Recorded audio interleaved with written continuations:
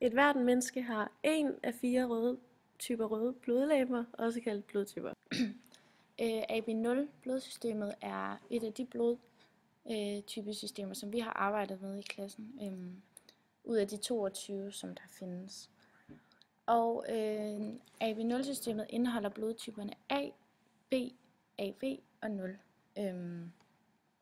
Og AB0-systemet er baseret på glyklopid, saccharidkæder i de røde blodlegemers membraner.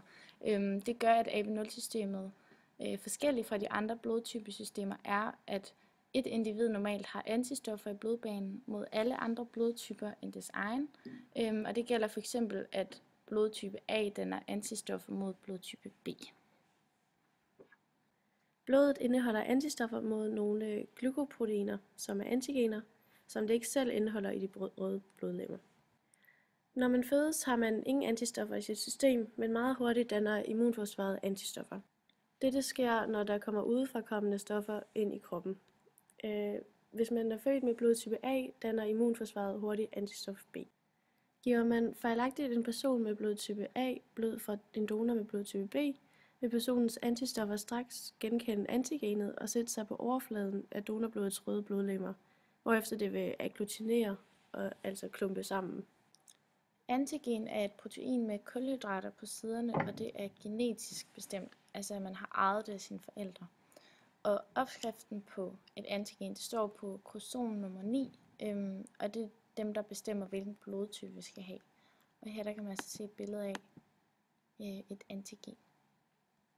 Og for blodtyperne gælder det, at blodtype A har antigen A, og blodtype B har antigen B.